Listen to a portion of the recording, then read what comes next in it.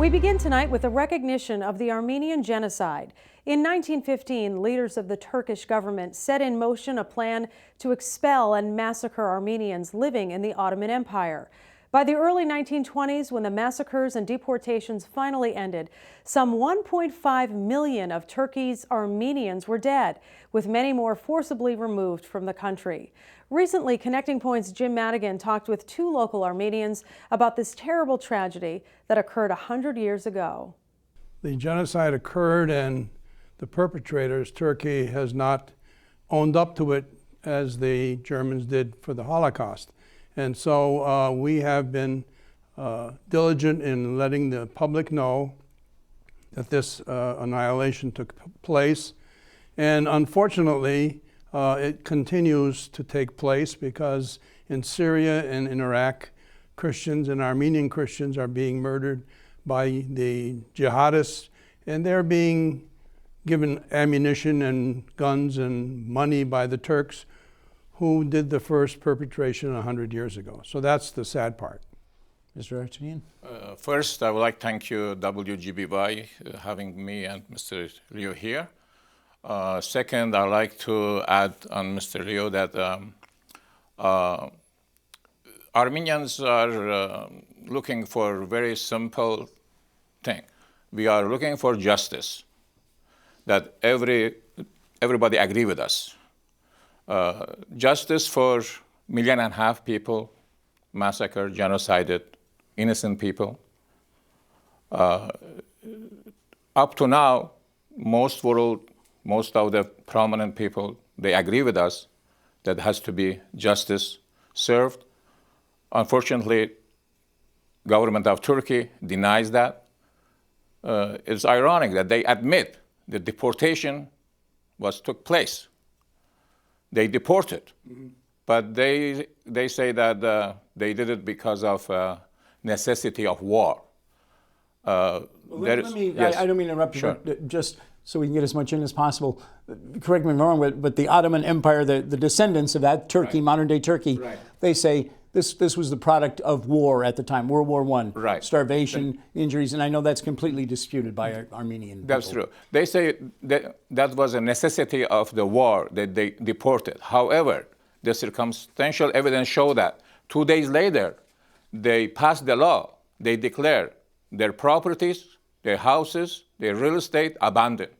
And soon, 2 days later, Turks, they immigrated from Balkans, recent war they had during 1912, 1913, Turkey had war with Balkans. They lost that war, and a lot of Turks from those countries, they refuged to Turkey. And these people, they were looking for space to live.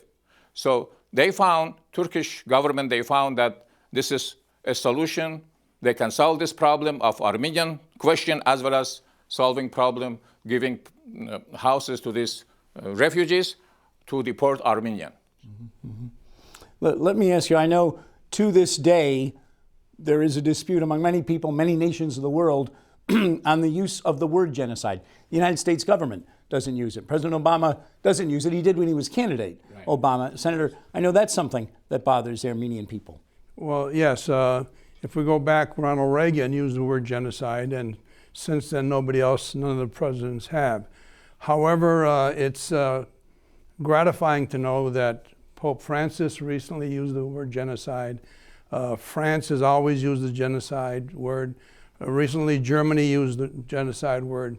So it's real. It's not, it's a definition by Lemkin from the 1950s, and it fits exactly what happened to the Armenians in 1915. The Turks may want to say it wasn't, but in reality, all the things they did fit into the word genocide. To eradicate a people. What would it mean to have Turkey, modern Turkey today, say, this is what the nation state before us, the Ottoman Empire, this is what they did, yes, it was genocide. What would that mean? Yeah, the modern Armenian school of thought is that it's not important, the word genocide no more. Even in the United States, more than 40 states, including Massachusetts, they recognize that was genocide. So if Obama articulate or not articulate the word genocide, it really doesn't matter. Armenians are looking for justice, not only for Armenian, people per se, for humanity, because the crime was committed against humanity and civilization. This was recognized by joint statement, major powers that time, in May 24th. Joint statement was declared by Russia, France, and British that they are going to hold Ottoman Empire and their agencies for this crime committed.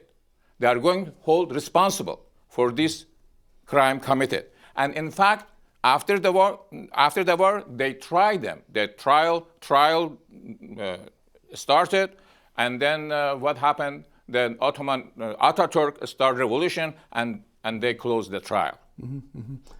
Mr. Vartanian, certainly the call for justice is real and understandable, but a century later, the people who actually did this obviously have all passed from the scene. What would mean justice? What could bring justice as far as you are concerned? Well, first of all, the admission by the modern Turkey that the Ottoman Empire did in fact perpetrate this crime. Secondly, reparations for the people that were there, taking their property and businesses and so forth. All this was taken away by the Turks, and the Armenians need to have that back.